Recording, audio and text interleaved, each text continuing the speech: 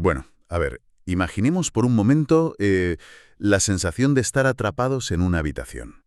Suena agobiante ya de entrada. Totalmente. Una habitación donde absolutamente todas las paredes son pantallas y están emitiendo estática a un volumen ensordecedor. Madre mía. O sea, no hay silencio, no hay un punto fijo al que mirar. En una situación así, si alguien nos dijera que necesitamos orientarnos, pues lo normal es que buscaríamos un botón de apagado, o un manual de instrucciones, o directamente una puerta de salida física. Claro, el instinto básico de supervivencia. Exacto. Pero, y aquí viene la gran pregunta. ¿Qué ocurre cuando ese ruido ensordecedor no proviene de unas pantallas físicas, sino que es, digamos, el tejido mismo de la vida moderna? Ya, las exigencias diarias, la ansiedad social. Eso es, el caos geopolítico, el estrés del día a día. En ese escenario, intentar orientarse con herramientas físicas pues no sirve de nada. Entramos en un territorio donde la brújula tiene que ser completamente interna. Y eso, a ver, seamos sinceros, para los que nos escuchan y para nosotros mismos, es una perspectiva bastante abrumadora. Es que es una crisis de orientación en toda regla. O sea, cuando desaparecen las coordenadas externas tangibles en las que solemos confiar, la sensación de deriva puede ser paralizante. Ya te digo. Porque el ser humano está diseñado para reaccionar a su entorno inmediato. Y si ese entorno es puro caos, pues la respuesta instintiva suele ser el pánico o, bueno, la desconexión total. Y precisamente esa idea, el concepto de navegar por el caos interno frente al ruido externo, es lo que nos trae a la inmersión profunda de hoy. Damos la bienvenida a quienes sintonizan este nuevo análisis porque tenemos sobre la mesa un documento fascinante. Fascinante y complejo, sí. Muy complejo.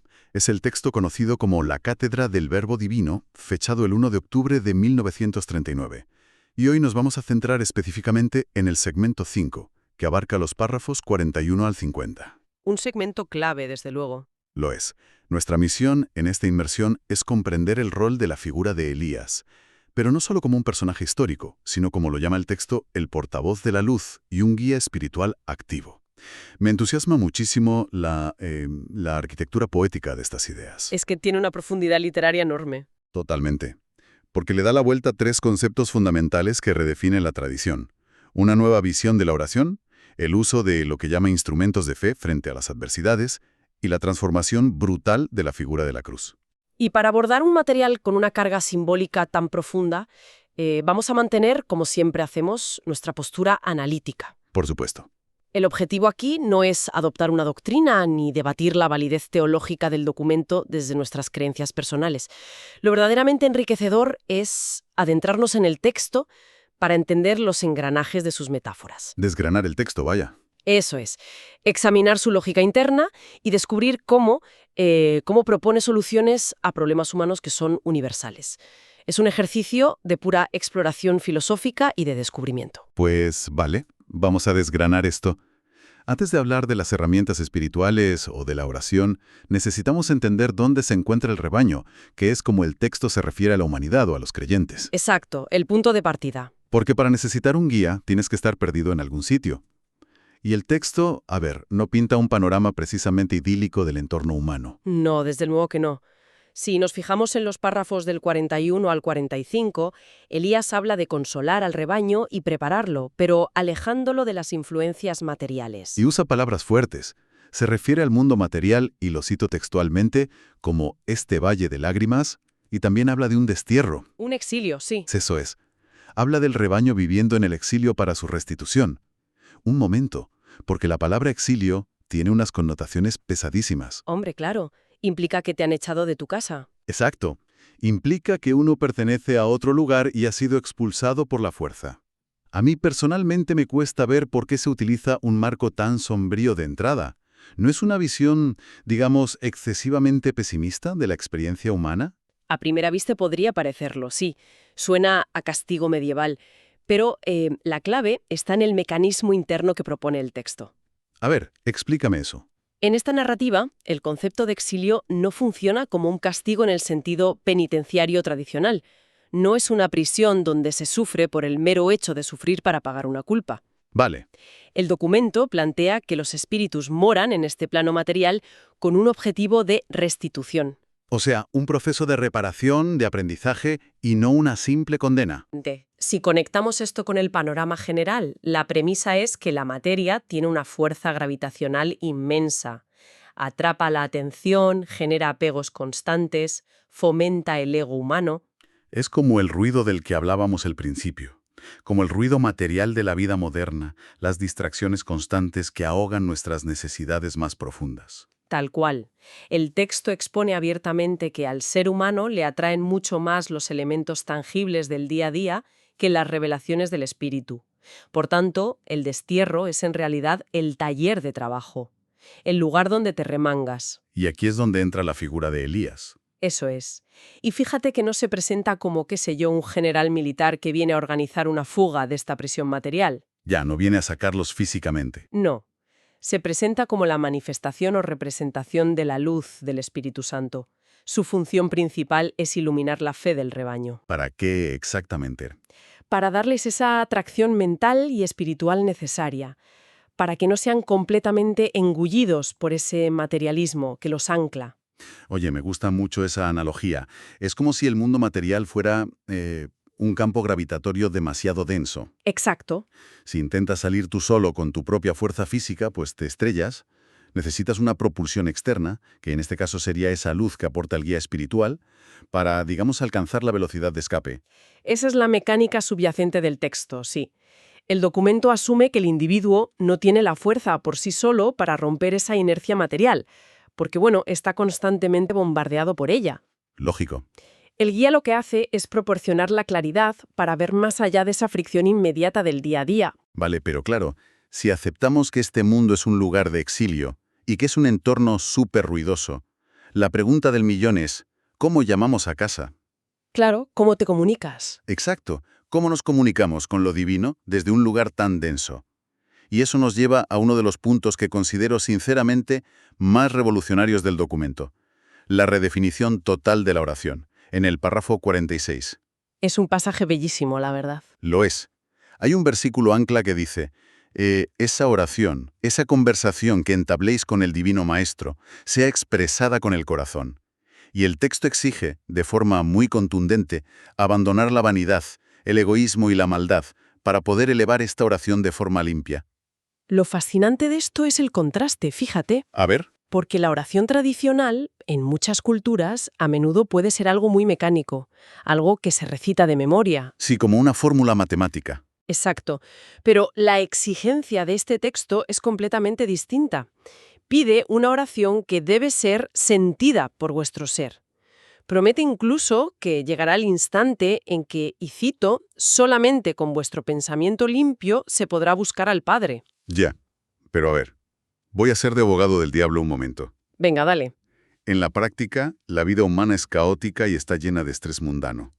Si yo estoy agobiado porque no llego a fin de mes o porque tengo un problema de salud, ¿cómo se supone que voy a lograr esa pureza mental absoluta y despojarme de mi egoísmo cada vez que necesito ayuda? Es difícil, claro. Es que ¿no es infinitamente más fácil y hasta más reconfortante de recitar algo que ya está escrito, en lugar de enfrentarse a ese desnudar el pensamiento y las intenciones reales? Desde una perspectiva de comodidad pura, hombre, por supuesto que es más fácil recitar una fórmula. La tradición a menudo se ha apoyado en la repetición mecánica precisamente porque ofrece una estructura muy segura.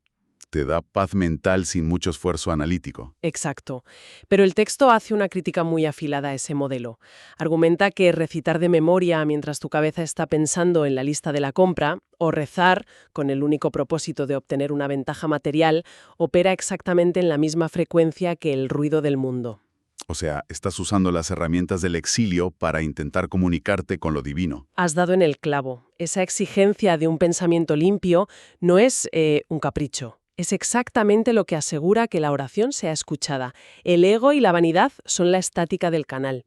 Si no limpias la intención, la conversación simplemente no ocurre. Es como intentar sintonizar una emisora de radio en frecuencia modulada usando un receptor de onda corta antiguo. Por mucho que gires la rueda, simplemente no conectas. Es una analogía perfecta. Tienes que emitir en la frecuencia correcta, y esa frecuencia es la congruencia interna. Y fíjate que el texto aclara que, al rezar así, solo se concederá lo que sea su divina voluntad. Ojo, eso es importantísimo, Mucho. porque eso desarma por completo la idea de la oración como una máquina expendedora cósmica, ¿verdad? Totalmente. No puedes insertar una moneda de pensamiento puro y luego seleccionar el producto que quieres. Tipo, dame un coche nuevo o haz que mi jefe me atienda. No, no funciona así. Es un cambio de paradigma brutal. Convierte la oración, que a veces parece una transacción comercial, en un ejercicio de alineación. El objetivo no es alterar el mundo material a tu favor, es alinearte tú para entender tu propósito. Pues sigue estando atrapado en el Valle de Lágrimas. Claro, sigues teniendo que ir a trabajar al día siguiente. Exacto. Te levantas, sales a la calle y te enfrentas a la adversidad real. Lo que nos lleva al siguiente punto, los párrafos del 47 al 49, los métodos de defensa espiritual, o como lo llama el texto, los instrumentos de fe frente al mar tempestuoso de maldad. Para entender esa defensa, el texto hace un recorrido histórico muy interesante. Menciona un primer tiempo. Que sería la antigüedad, ¿no? Sí, épocas guiadas por un espíritu fuerte, como Moisés, por ejemplo. Alguien que luchó contra la falta de fe de su propio pueblo. En aquel entonces el obstáculo era un desierto físico, el hambre, un entorno hostil material. Vale. Pero el texto nos ubica ahora en un tercer tiempo. El rebaño ya no atraviesa un desierto de arena, sino una mar tempestuosa de maldad. El texto señala, y esto es muy fuerte, que la humanidad se encuentra en su tercera altura de su perversidad. Y aquí es donde se pone realmente interesante, porque hay que contextualizar esto históricamente. Este texto es del 1 de octubre de 1939. La fecha lo dice todo. La Segunda Guerra Mundial acababa de estallar un mes antes. El mundo se estaba yendo literalmente al garete. Europa se desmoronaba. Así que hablar de la altura de la perversidad en ese momento no es poesía. Es la crónica de las noticias de ese día. El contexto dota a estas palabras de una gravedad tremenda. Porque piénsalo, en un momento donde la respuesta global era la movilización militar, tomar las armas y aniquilar al contrario, el texto propone un contraste brutal. Sí, nada de guerras santas. Exacto. Señala que no hay que usar armas materiales. Llama a usar los instrumentos de fe. Vale, pero yo ahí tengo que hacer una pausa. Aporto una perspectiva un poco más pragmática. ¿Cómo se esgrime la fe como un instrumento ante la perversidad ajena sin caer en el conflicto? O sea, si un ejército invade tu ciudad, o a menor escala si estás en un entorno laboral tóxico que te destruya, decir que tienes fe no parece un escudo antibalas muy eficaz. Es que no es un escudo antibalas mágico. El texto retoma esa idea explicando el papel de los profetas y videntes. Ellos actúan como vigías para dar, y esto es clave, la alerta. La alerta. Sí, con la enseñanza y la fuerza del maestro, el individuo adquiere una conciencia situacional enorme. Entiende que esos obstáculos son creados por la propia hermana humanidad, que está sumida en su propio exilio. Ya, están tan perdidos como tú. Exacto. Y al entender esto, con esa claridad mental, esos obstáculos pueden ser apartados para salir avante. No se trata de chocar de frente para destruir al enemigo, sino de tener el radar espiritual tan afinado que maniobras alrededor del obstáculo. Bueno, lo pillo. Es la diferencia entre construir un muro para intentar parar un tsunami de frente, que es inútil, y te va a arrasar. Te arrasa, seguro. O, por el contrario, usar la inteligencia para, no sé, navegar la ola y salir a flote. No impides que la maldad exista, pero le niegas el poder de arrastrarte a su lógica de odio y venganza. Exacto. Es una estrategia de resiliencia impresionante, pero requiere una fortaleza mental colosal para no recurrir a las armas materiales o emocionales. Y ese desgaste, esa necesidad de fortaleza colosal, enlaza directamente con el último gran tema del párrafo 50. Porque al enfrentar esa adversidad, inevitablemente surge la idea del peso o la carga, la redefinición de la cruz. Este es quizás el giro más profundo del texto. Entonces, ¿qué significa todo esto de la cruz en este contexto? Hay un cambio radical de paradigma. Elías le dice al rebaño, textualmente, «Os doy mi fuerza de pastor y de guía, para que vuestra cruz no sea pesada». Y esto plantea una pregunta importante sobre nuestra cultura. En muchísimas tradiciones, la cruz es sinónimo absoluto de culpa, de castigo divino o de un sufrimiento inevitable que hay que aguantar en silencio. Sí, un peso bajo el que tienes que desmoronarte porque te lo mereces, o porque es tu destino. Sin embargo, en esta fuente, Elías pide al rebaño que dejen su espíritu, y uso las palabras del texto, todas vuestras cuitas. Que las cuitas son las penas, las aflicciones. Las ansiedades inútiles, sí, todo ese equipaje emocional paralizante. Y al dejar esas cuitas, la cruz se transforma de un castigo a una herramienta de cumplimiento a imitación del maestro. Es decir, lo llevas en un estado de libertad. Eso dice el texto, para que os sintáis libres y fuertes para cargar con vuestra cruz. Es una visión súper liberadora. Maravillosa, de verdad. Porque al quitar el elemento agobiante y culposo, el camino espiritual deja de ser una condena punitiva que hay que soportar y se convierte en una misión de propósito. Le devuelve al individuo su capacidad de actuar, su agencia. Es como la diferencia entre que te obliguen a cargar una mochila llena de piedras enormes solo para castigarte por existir. Que te hunde físicamente. Claro. Frente a cargar una mochila que pesa lo mismo, pero que está llena de equipo de escalada porque vas a subir una montaña y cumplir un objetivo. El peso es el mismo, pero el sentido es opuesto. Qué buena comparación. Es el propósito lo que hace que la cruz deje de ser una tortura y pase a ser un cumplimiento. Bueno, menuda inmersión profunda hemos tenido hoy. Para recapitular y hacer un pequeño resumen de los 3 hallazgos clave de este análisis guiado por la figura de Elías. Primero, vimos la oración no como repetición, sino como un diálogo puro e interno con el corazón. La necesidad del pensamiento limpio, sí. Segundo, la fe como un instrumento de navegación, como un radar y una alerta en un mundo caótico, y no como un arma de combate cuerpo a cuerpo. Navegar la maldad sin contaminarse. Eso es. Y tercero, la cruz vista como un símbolo de propósito y cumplimiento activo, libre de la carga del castigo y las cuitas. Es un sistema de ideas tremendamente coherente. Y creo que sinceramente esto es súper relevante hoy para cualquiera que nos escuche, incluso desde una perspectiva puramente filosófica. En nuestro mundo hiperconectado, lleno de distracciones y de polarización constante, este mensaje de buscar la pureza de intención es oro. Totalmente. Cambiar la carga del sufrimiento por un sentido de propósito es una herramienta inmensamente útil para la salud mental hoy en día. Sin duda. Y para terminar, quiero dejar una pequeña reflexión flotando, algo estimulante para que le demos una vuelta a todos en casa. A ver. Sí, como dice el texto, la máxima forma de comunicación y de alterar nuestra realidad es lograr ese pensamiento limpio del que hablábamos. ¿Qué sucedería si comenzáramos a considerar nuestros propios pensamientos privados no como algo aislado en nuestras cabezas que no hace daño a nadie, sino como la frecuencia directa e invisible mediante la cual nos sintonizamos y afectamos al resto del universo? Uf, eso da que pensar. Te cambia la forma de ver tu propio diálogo interno por completo. Dejamos esa idea resonando. Muchísimas gracias por acompañarnos y nos vemos en la próxima inmersión profunda.